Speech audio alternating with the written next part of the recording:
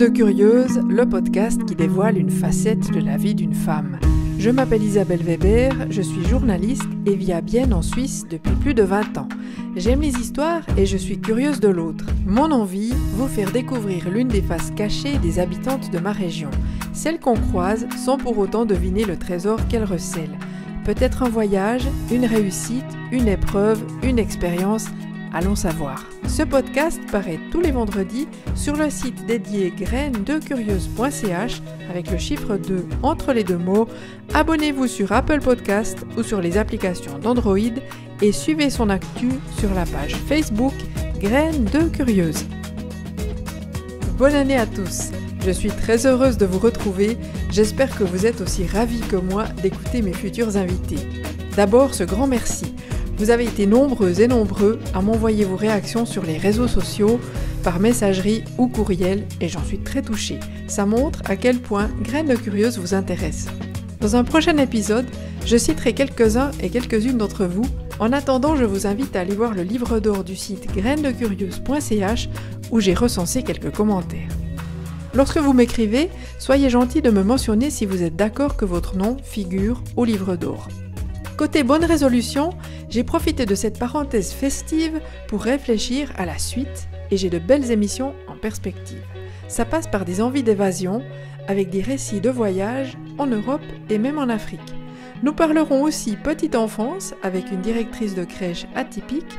Nous évoquerons un beau projet artistique avec une voix qui vous ensorcellera, j'en suis persuadée. Et autour de la Saint-Valentin, mon invité vous parlera de sa rencontre particulière avec celui dont elle vient d'avoir une petite fille. Et surtout, le rêve de tout podcasteur qui se respecte, je vais enregistrer un podcast en public en février prochain. Étienne Ducommun, mon complice de Mute Radio, va m'assister pour la technique. L'émission sera en ligne au mois de mars, mais je ne vous en dis pas plus pour l'instant. Sachez encore que la première saison de Graines de Curieuses se termine avec le 35e épisode le 31 mai prochain. Ensuite, si tout va bien, la deuxième saison reprendra en septembre. Graines de Curieuses a donc le vent en poupe en ce début d'année. Nous embarquons pour un récit de voyage. Aujourd'hui, j'accueille Sabina Sessa qui m'a contactée par courriel. Au printemps 2018, donc l'année passée, elle s'est lancé le défi de voyager seule pour la première fois. Cette jeune femme de 33 ans vit à Neuchâtel, mais elle travaille à Bienne pour un groupe horloger. Pour son premier périple, elle a choisi la ville d'Édimbourg, juste un week-end où elle s'est baladée dans la ville écossaise en allant où le vent la portait. Jouissant du moment présent, elle s'est libérée de ses appréhensions et elle ne compte pas s'arrêter en si bon chemin. Bonjour Sabina. Bonjour Isabelle. Sabina Sessa, de quoi tu vas nous parler aujourd'hui ? D'un voyage que j'ai fait cette année toute seule. Je suis partie à Édimbourg pour la première fois. Une expérience très émouvante, vu que c'était justement une première pour moi de partir sans personne. Le fait de se débrouiller et d'être sur place, pour moi, c'était vraiment l'inconnu. C'est vrai que j'avais beaucoup d'appréhension aussi. Le fait de prendre l'avion toute seule, le fait d'arriver sur place, trouver l'hôtel, avoir tous ces renseignements en fait, ça a été un vrai challenge pour moi. Donc j'ai fait cette expérience tout simplement parce que j'étais aussi en fait à l'attente avec les personnes. Donc en fait, tu avais espéré partir avec quelqu'un et ça n'a pas fonctionné, c'est Exactement. Ça? Alors je me suis dit, ma foi, tant pis, cette fois-ci, je vais toute seule et on verra bien. Donc voilà, et j'ai aussi une amie proche qui m'a aussi encouragée de partir seule, au fait, de découvrir aussi sur moi-même, en fin de compte, pour voir est-ce que je suis vraiment débrouille. Et en fin de compte, ça s'est super bien passé. J'ai pu justement découvrir cette super jolie ville. Aussi le fait d'arriver et sur place, en sachant que je ne trouvais pas, par exemple, l'information pour avoir un plan, pour savoir où était mon hôtel. Donc j'ai dû vraiment prendre sur moi et y aller, quoi. Mais si on veut revenir au début, donc déjà tu parles l'anglais ? Oui, exactement. C'est oui. conseillé quand même. C'est conseillé quand même d'aller, d'avoir cette langue aussi. Donc, c'est vrai que il y a eu un avantage aussi sur ça, mais aussi le fait, voilà, de prendre ce courage et de poser des questions à des gens, en fin de compte, qui étaient dans la rue. C'est des Écossais. Donc oui, en plus, donc c'était pas facile à les comprendre. Donc, il fallait vraiment s'accrocher et surtout, ben voilà, de se prouver à soi-même qu'on peut aussi très bien le faire sans personne qui soit avec nous, quoi. Tu l'avais organisé toi-même, ce voyage? Oui, exactement, oui. Donc oui. Tu t'y es prise comment? Je me suis dit que voilà, cette ville, c'était une place que je voulais vraiment visiter parce qu'on m'avait toujours parlé de bien. Du coup, ben voilà, je suis allée directement sur EasyJet, j'ai réservé mon vol et aussi l'hôtel tout ensemble. Et voilà, je me suis dit, voilà, c'est fait. Maintenant, ben, il n'y a plus qu'à y aller. Donc cette ville, Édimbourg, tu la connaissais pas du tout, pas juste du tout. D'entendre parler en fait. Exactement, oui. Donc vraiment, j'ai découvert sur le tas. Et aussi, ce qui est bien, c'est que j'ai pas fait de programme. C'est que je suis allée directement sur place et voilà, je suis allée à la découverte sans avoir de plan ou de programme ou quoi que ce soit. Vraiment, je me suis laissée aller. Et la première chose qui t'a impressionnée quand tu es arrivée à Édimbourg, qu'est-ce que c'était? C'était vraiment, il y avait plein de monde au centre de cette ville et j'ai trouvé hallucinant le people qu'il y avait. Pour moi, c'est quelque chose qui m'avait beaucoup marqué, je trouve. Après, voilà, on sait par exemple pour les voitures, ben voilà, tout le monde, ils roulent tous sur le côté gauche. Donc ça aussi, voilà, c'est pas connu, on voit pas ça tous les jours. Donc c'est vrai que c'est ça aussi qui donne un peu son charme de la ville. Oui, non, franchement, c'était vraiment quelque chose de super. À quoi elle ressemble cette ville? Tu peux nous la décrire pour quelqu'un qui n'y est jamais allé? Alors, c'est vraiment très scottish, comme on peut dire. Là-bas, c'est beaucoup, ils boivent beaucoup de whisky aussi. Donc, c'est très connu. Donc, si les gens aiment le whisky, ben, ils peuvent aller découvrir directement sur place. Après, c'était beaucoup sur les monuments, justement, qui étaient vraiment super parce que ça fait vraiment un peu vraiment ancien. Et ça reprend aussi un peu par rapport à l'Angleterre. Donc c'est quoi qui donne le charme de l'ancien visuellement? Visuellement, comment je peux dire ça? Les pierres, les vieilles pierres? Les vieilles pierres, oui, exactement. C'était assez obscur aussi. Donc quand on voulait rentrer dans un restaurant, il n'y avait pas beaucoup de lumière. Donc c'est vrai que c'est intriguant aussi de pouvoir y rentrer. Tu y étais en quelle période? Au printemps? Oui, je suis allée au printemps, oui. Pourtant, il y a de la lumière dehors. Mais... Oui, mais quand même, là, c'est vraiment... Il y a beaucoup d'obscurité. Et c'est vrai que quand on rentrait dans un restaurant, ben, on ne voyait pas forcément de dehors comment c'était. Donc vraiment, il fallait entrer dedans et découvrir un peu sur place. Tu te souviens un peu des noms des restaurants? Ils sont particuliers, non? Non, comme ça, de tête, je ne sais plus. Mais pour moi aussi, c'était la première d'aller dans un restaurant inconnu seul et y manger seul. C'était aussi quelque chose. Quand je suis rentrée dans ce restaurant, j'ai eu un peu une appréhension. Voilà, je mangeais toute seule. On se pose toujours la question, mais il y a les regards des gens et tout. Et au final, il ne faut pas penser à ça, il faut le faire. Et voilà, c'était super. Tu l'as choisi comment, le restaurant où tu es entrée, le premier où tu es entrée? Je me suis trouvée dans cette ruelle où il y avait toute une rue où il y avait plein de restaurants. Et je me suis dit, tiens, je vais essayer avec celui-là. Donc, je suis vraiment allée au pif, si on peut dire ça comme ça. Je me suis trouvée très bien. J'ai mangé l'hamburger et les frites. Ça, c'est aussi un peu la spécialité de là-bas. Ça s'est super bien passé. J'avais pris aussi un bouquin avec moi pour passer le temps. Parce que justement, en étant seule, voilà. Donc non, c'était aussi très sympa. Et tu avais choisi un hôtel particulier? J'avais choisi l'hôtel Ibis. T'as pas pris de gros risques? Non, justement, j'ai vraiment pris l'hôtel basique, qui est vraiment international. Et ils ont été très, très gentils avec moi. J'ai quand même posé 2-3 questions quand même, avoir un plan au cas où, voilà, si je me perdais ou comme ça. Mais sinon, vraiment, l'accueil super. Tu as visité des monuments en particulier? Non, je n'ai pas visité des monuments particuliers. C'est vraiment... Tu t'es imprégnée plutôt de la vie, du quotidien des gens? Exactement, oui, des gens. J'en ai vu, il y a eu tellement beaucoup de touristes aussi. C'était impressionnant. Et c'est vrai qu'il y avait énormément de magasins dans la ville. C'était vraiment... on tournait la tête à gauche, à droite. Il y avait beaucoup de boutiques. Et donc tu as pu faire du shopping? J'ai pu faire aussi du shopping un petit peu quand même. Alors raconte-nous un peu la mode écossaise, parce que là il y a des choses à dire. Ah oui, alors la mode écossaise, il y avait surtout beaucoup de magasins touristiques où on pouvait voir justement, on pouvait acheter des jupes justement. Des kilts. De kilts, vraiment le chapeau, on pouvait acheter les tasses. C'est quand même particulier comme goût. Hein. Moi, je trouve ça un peu kitsch, mais après, voilà. Alors, moi, j'ai eu la chance d'aller à Édimbourg aussi, c'est pour ça que je sais. Moi, j'ai cette chance-là. Et ce qui m'avait impressionné, c'était toutes les sortes différentes de carreaux, en fait. Oui, c'est vrai, ça. Tu connais l'histoire de tous ces carreaux différents? Non, en fait, ça, ce sont des familles. Ils se reconnaissaient à leurs vêtements. Et chacun avait ses carreaux bleus et rouges, bleus et noirs, bleus et verts. Alors, je savais pas. C'est ce qui les distingue. Ok, là, tu m'apprends quelque chose. Je n'étais pas au courant de ça. Et tu t'es acheté un kit? Non, du tout. Non. Le style écossais, c'est pas pour toi? Non, je me suis dit, je les laisse à eux, ce sera plus simple. Ici en Suisse, c'est pas quelque chose qu'on utilise beaucoup, on va dire. T'aurais pu lancer la mode. J'aurais pu, mais non, je ne l'ai pas faite. Tu es resté combien de temps en fait? Je suis restée 4 jours. 4 jours? Oui. C'était un long week-end en fait. C'était un long week-end, c'est pas beaucoup de jours, mais je me dis pour partir seule la première fois, je pense que c'était déjà un bon entraînement pour voir si voilà, j'allais y arriver. Et tu t'es déplacée comment, à pied? Toujours à pied, oui. Okay. Alors moi j'adore marcher et c'est vrai que en marchant on découvre encore plus de choses que si on prend le métro, le bus ou ce genre de transport. Et si je me rappelle bien, il y a un fleuve, hein? Oui, exactement. C'est pas le fleuve Oban?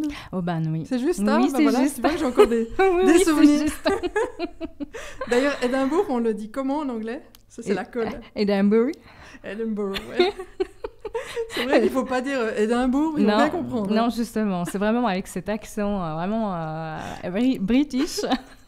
Qui est excellente, il faut dire. Alors, justement, tu as connu un peu des Écossais, des Écossaises, tu as lié amitié, parce que quand on est seul, on a tendance à aller vers les autres plus facilement, peut-être? Oui, alors, bon, c'est clair qu'après, moi, je suis allée dans un bar aussi, justement, de là-bas, et en étant seule, c'est vrai que j'étais un petit peu timide quand même, parce que, voilà, je ne connaissais pas vraiment.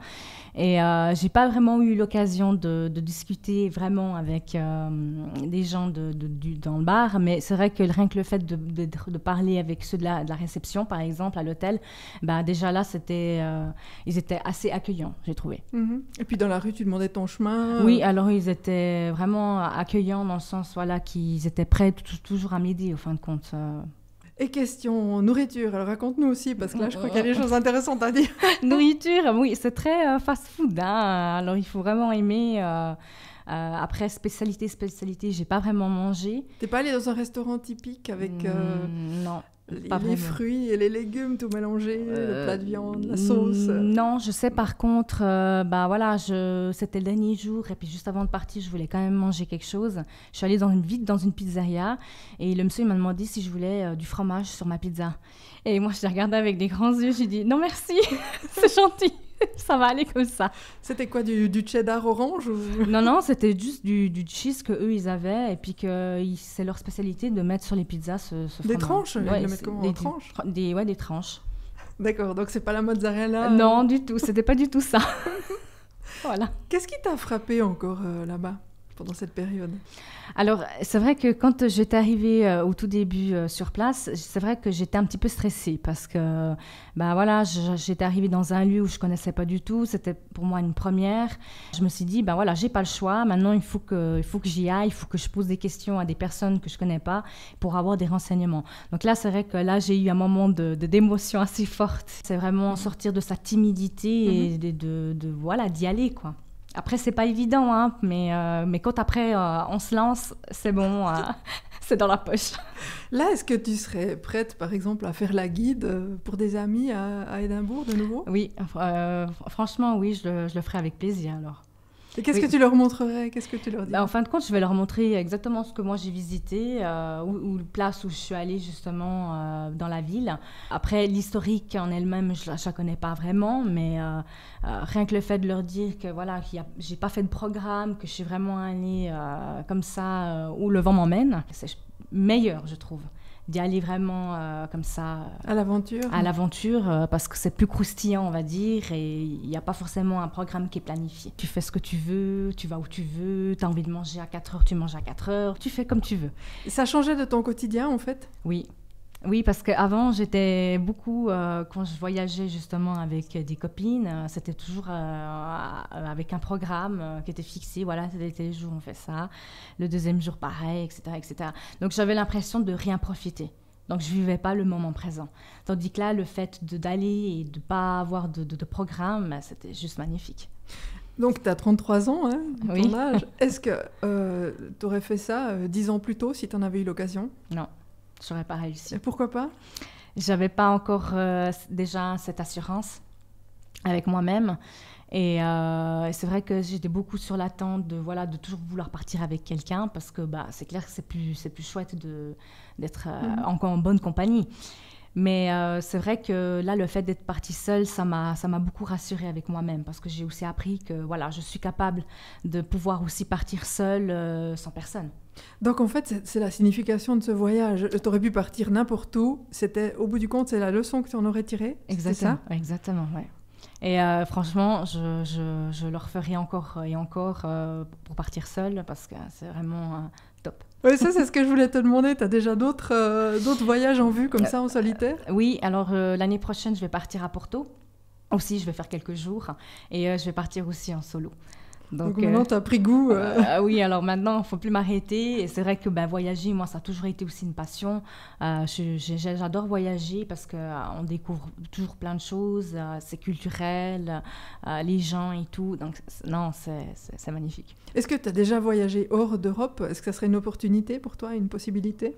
Alors, j'avais visité hors Europe. J'étais allée à New York avec un groupe d'amis. Et c'est vrai que maintenant, le fait d'être partie seule déjà en Europe, je pourrais aussi très bien le faire aussi en dehors de l'Europe. Ouais. Sortir de l'Europe seule? Oui. Tu pourrais t'imaginer? Oui, je pourrais m'imaginer aussi de prendre l'avion seule. Maintenant, c'est plus un problème. Oui, maintenant, c'est plus un problème parce que vraiment, pour moi, c'est un soulagement d'avoir pu faire cette expérience seule et je pourrais la refaire sans problème. Si on te donnait, je sais pas, une somme, une grande somme d'argent et que tu pouvais choisir le voyage de rêve que tu pourrais faire en solitaire, lequel tu choisirais? En solitaire? Waouh, il y en a beaucoup que je voudrais en faire. Mais c'est vrai qu'il y avait un voyage en particulier que je voulais faire hors Europe, c'était aller à San Francisco, faire Los Angeles, enfin vraiment toute cette partie tout au long. Ça, c'est quelque chose qui me plairait bien aussi à faire. Donc là, il faut prendre la voiture. Là, oui, il faut prendre la voiture, ça serait mieux. Oui, là, il faut la louer, la voiture. Et là, ça joue encore? Oui, là, c'est juste, je pense que les distances sont assez longues, mais après, c'est vrai que dans ces longs voyages, on préfère toujours être avec quelqu'un. Mais ça ne me dérangerait pas non plus d'aller seule, parce que je sais qu'il n'y a pas que moi, il y a aussi plein d'autres personnes qui l'ont fait et m'ont aussi raconté que c'était top. Et question de souvenirs, qu'est-ce que tu as ramené d'Édimbourg qui ne sont pas forcément concrets, mais je sais pas, des photos Ah oui, alors moi j'adore faire des photos, je suis une fan, je prends beaucoup de choses en photo et moi c'est ça que je ramène en souvenir. Mais bon, ce que je ramène vraiment, c'est ce qu'il y a dans ma tête. C'est ce que j'ai fait. Après, les photos, oui, c'est là, mais c'est virtuel.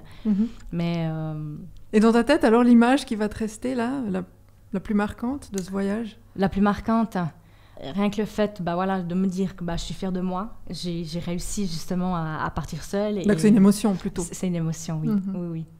La liberté? Exactement, oui. Non, vraiment, oui. C'est ce genre d'émotion-là que j'ai éprouvé après être revenue après en Suisse.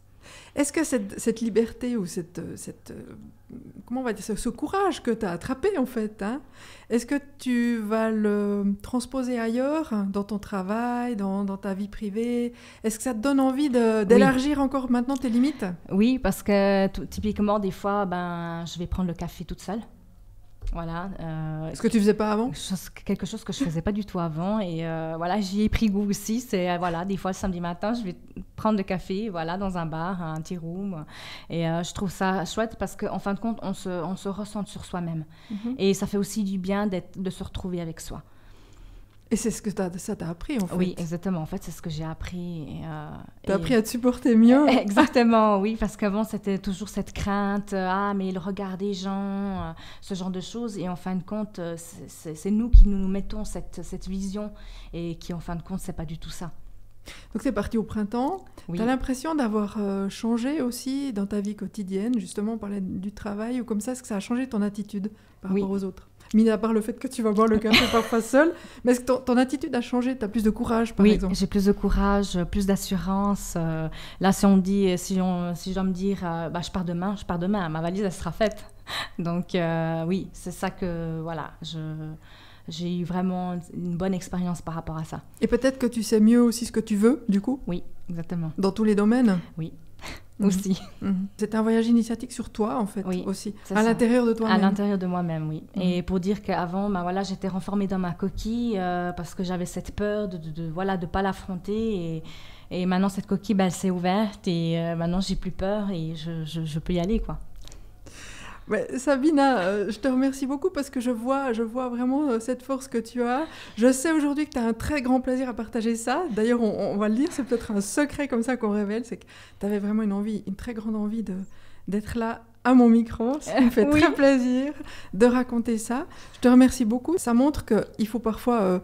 vraiment sortir de ses limites et puis juste prendre le courage, quoi. Exactement, il faut y aller, faut profiter de la vie, au fait. Et moi, je dis à tout le monde, allez-y, faites-le, c'est vraiment une belle expérience.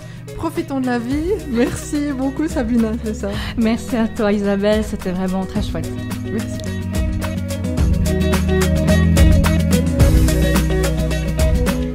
J'espère que cet épisode vous a plu. Ne manquez pas de m'envoyer un commentaire sur Facebook à Graines de Curieuse ou de vous abonner à ma newsletter sur le site www.grainesdecurieuse.ch avec un 2 entre les deux mots.